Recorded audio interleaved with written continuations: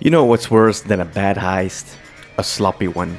Payday 3 had the potential to be the ultimate co-op crime fantasy. Sleek, cinematic, tactical chaos, but instead it tripped over its own ambition.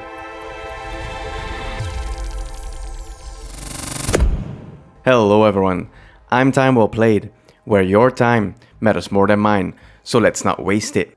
At launch, Payday 3 was barely playable.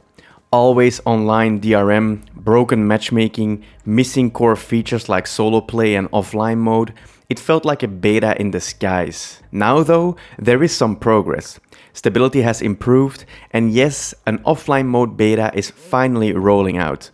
A feature players have begged for since day one. But the damage is done, and while the foundation is solid, too much friction remains. As always, the verdict comes first. I rate this game a cautious 6 out of 10, meaning it gets the orange wait for a sale label. Let me explain to you why. The core loop is still satisfying. Plan the job, enter quiet, adapt when it all goes to hell. Each heist starts with potential. You can go full stealth, sneaking past guards, disabling cameras, cracking vaults, or go loud, use drills, hostages, and use chaos. One big change in Payday 3 is the new mask on phase. The moment you gear up, suspicion doesn't immediately spike. Instead, it builds slowly. Guards start watching you more closely, civilians get nervous, you feel the tension is rising. It's a clever idea that lets you set the stage, but it doesn't always work smoothly in solo play. And that's the thing, Payday 3 doesn't really want you to play solo. You can, technically, but many objectives demand synchronized actions, like pressing buttons at the same time, disabling alarms while someone else hacks, and so on.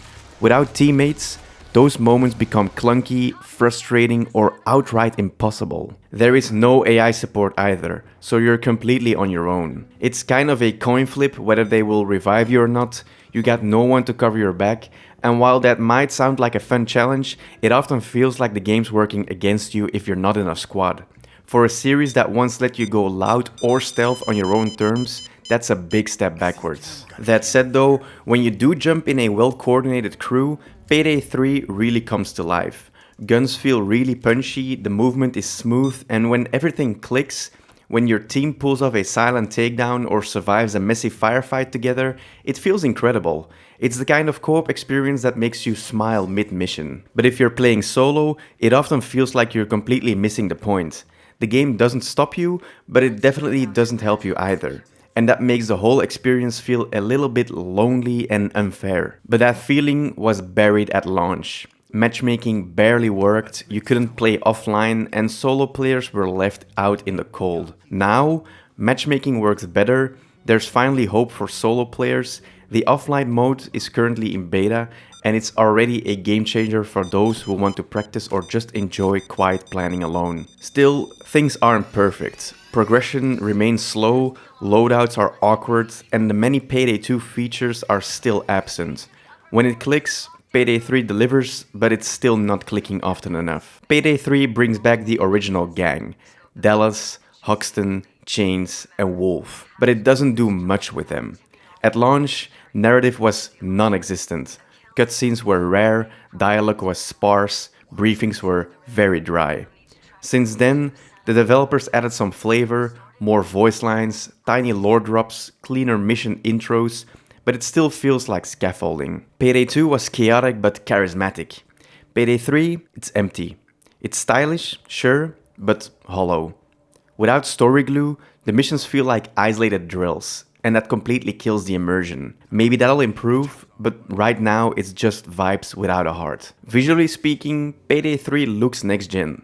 Clean lighting, gritty interiors, slick materials, vaults look heavy, glass shatters well, characters animate smoothly.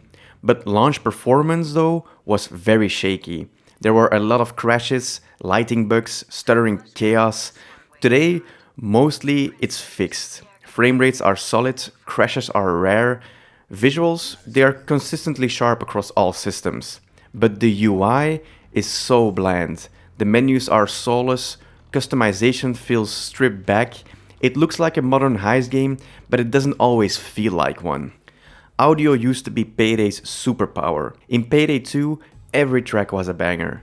Here, at launch, Payday 3's music barely registered. Low energy beats, forgettable transitions, and zero signature tunes. The Chaos had no soundtrack. They have patched it a little bit. Some heists now feature better build-up and clearer audio cues. Gunfire sounds crisp, alarm loops are cleaner, but it still lacks identity. Nothing pumps you up, nothing stays in your head. In a game about building tension, that silence is deafening. Payday 3 launched in a very broken state. No offline mode, no solo, and no soul. But today, it's crawling back, bit by bit. The offline mode beta is the biggest sign of progress yet. It gives players freedom, finally, and that's worth acknowledging. The bones are there, heists are intense, gunplay works, the art direction holds up, but the meat, the systems, the fun factor, the chaos, it still needs time to cook. If you're a die-hard fan, there's a spark of hope here. But for everyone else, wait. Wait for more updates, wait for a full release that feels complete. That's it for me. I'm Time Well Played, and if I saved you some time today, please consider giving some back with a like or subscribe. Thank you so much for watching, and I'll see you in the next one.